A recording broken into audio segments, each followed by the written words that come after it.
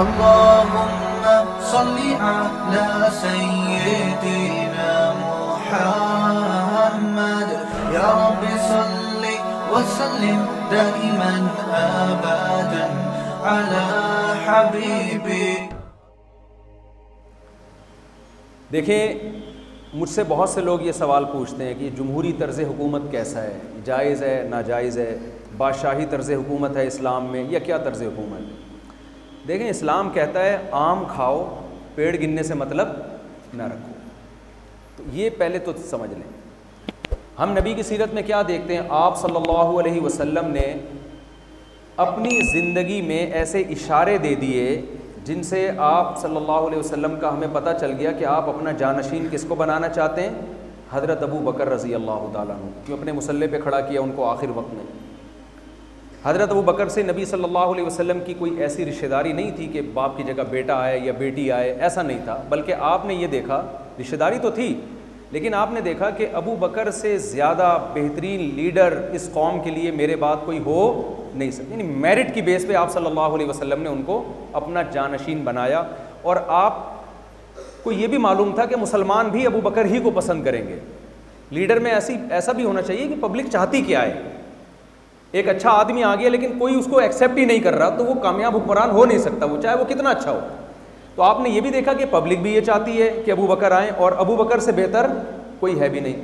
جب حضرت ابو بکر کا دور خلافت ختم ہونے کو آیا تو حضرت ابو بکر نے پبلک سے نہیں پوچھا، بلکہ حضرت ابو بکر جانتے تھے کہ میرے بعد عمر سے بہتر خلافت کا حقدار کوئی بھی نہیں ہو سکتا.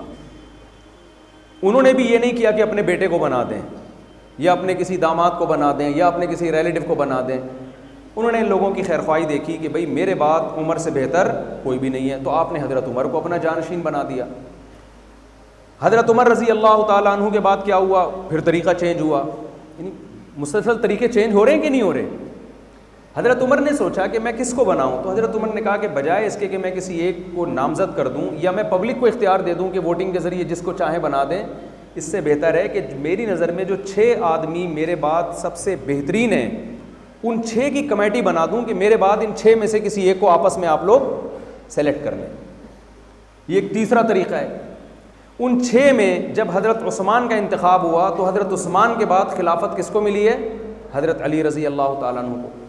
یہ چاروں خلفاء کی آپ اگر سیرت دیکھتے ہیں تو ہمیں صاف پتہ چلتا ہے کہ فوکس اس کو کیا جا رہا ہے کہ پبلک کا اور قوم کا فائدہ کس میں ہے. جہاں جمہوریت میں فائدہ نظر آیا وہاں جمہوریت کو ترجیح دی گئی.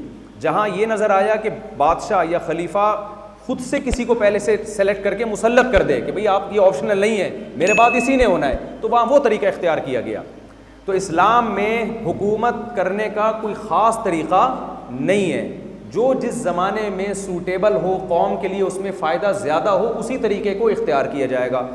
یہ تو ایک بات ہو گئی. دوسری بات، اسلام میں ایک اور بھی ہدایت ہے اس بارے میں کہ طریقہ تو وہ اختیار کیا جائے گا جو لوگوں کے لیے بہتر ہو، لیکن غلط طریقہ اگر کسی قوم نے اختیار کر لیا اور غلط طریقے سے اگر کوئی بادشاہ یا سلطان بن گیا یا حاکم بن گیا تو پھر کیا کرنا ہے؟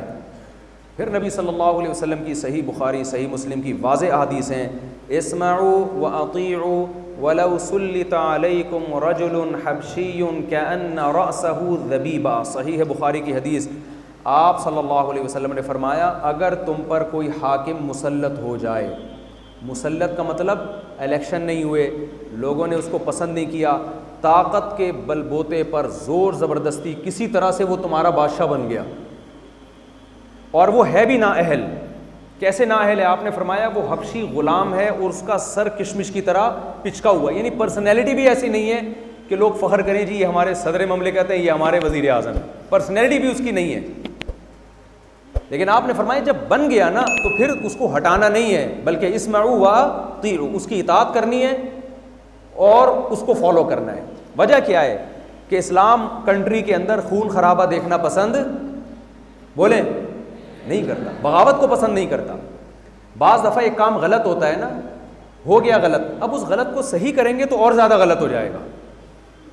غلط کو اگر آپ صحیح کرنے کی کوشش کریں گے نا تو وہ اور غلط. جو ہمارے ملک میں جو جمہوری طرز حکومت چل رہا ہے، رائے کا اختلاف ہو سکتا ہے، میری رائے میں یہ طریقہ ٹھیک نہیں ہے. کیونکہ اس میں ایک ایجوکیٹڈ آدمی کے ووٹ کی بھی وہی ویلیو ہے جو ایک جاہل آدمی کے ووٹ کی ویلیو ہے. تو ظاہر ہے ہمارے ملک میں آپ بتائیں ایجوکیٹڈ لوگ زیادہ ہیں یا ان ایجوکیٹڈ لوگ زیادہ ہیں؟ جو غیر پڑھے لکھے لوگ زیادہ ہیں. تو عام طور پر سلیکشن صحیح لوگوں کی نہیں ہوتی. تو میں اس طریقے کا قائل نہیں ہوں جو ہمارے کنٹری میں چل رہا ہے.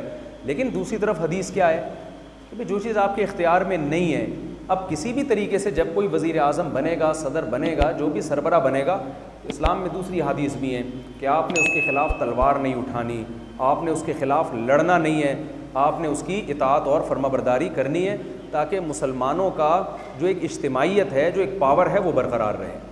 علامہ ابن تیمیہ رحمۃ اللہ نے یہ بات لکھی ہے کہ اسلامی تاریخ میں حاکم وقت کے خلاف جب بھی تلوار اٹھی ہے اس سے اسلام کو کبھی بھی فائدہ نہیں ہوا, ہمیشہ اسلام کو نقصان ہوا ہے. تو یہ بات نوجوان طبقے میں بتائی جاتی ہے کہ جمہوریت ٹھیک نہیں ہے, یہ طرز حکومت ٹھیک نہیں ہے, لیکن اس سے مقاصد بڑے خطرناک ہوتے ہیں.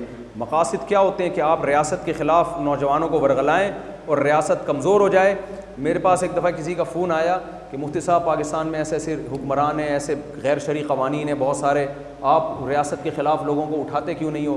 میں نے کہا دیکھیں پاکستان کی مثال ایسے ہے کہ ایک درخت پہ پھل لگا ہوا ہے, آپ اس پھل کو توڑ رہے ہیں, ٹوکرا نیچے کوئی اور رکھ کے بیٹھا ہوا ہے. تو اس وقت ہمارے کنٹری کی بہت بڑی ویلیو ہے دنیا میں. آپ کو میں یقین کے ساتھ کہہ سکتا ہوں آج اگر مکہ مدینہ محفوظ ہے تو قسم اٹھا کے حلف اٹھا کے کہا جا سکتا ہے کہ وہ پاکستان کی فورسز کی وجہ سے اور پاکستان کی وجہ سے محفوظ ہے وہ, کیونکہ عربوں کے پاس کوئی ایسی پاور نہیں ہے جو حرمین کو بچا سکے. وہ ہماری طرف ہی نظر اٹھا کے دیکھتے ہیں کہ ایٹمی پاور ہی ہے. عراق کو انہوں نے سائڈ پہ لگا دیا, لیبیا کو تباہ و برباد کر دیا, ان کا اگلا نمبر پاکستان تھا. تو اگر ہمارا کنٹری اسٹیبل نہیں ہوگا, ہمارے ہاں اس طرح کی کارروائیاں شروع ہوں گی اور حکومت کے خلاف مظاہرے اور بغاوتیں اور جو ہمارے ملک میں ہوتا رہا ہے, امن نہیں ہوگا, تو اس سے اسلام کو فائدہ نہیں ہوگا, اس سے اسلام کو نقصان ہوگا. تو طرز حکومت کیا ہونا چاہیے, اس میں تو دو رائے ہو سکتی ہیں, اسلام کی بھی ہدایات ہیں, لیکن اگر وہ طرز حکومت صحیح نہیں اختیار کیا جا رہا تو آپ کو ریاست کے خلاف کھڑے ہونے کی قطعاً اسلام اجازت نہیں دیتا.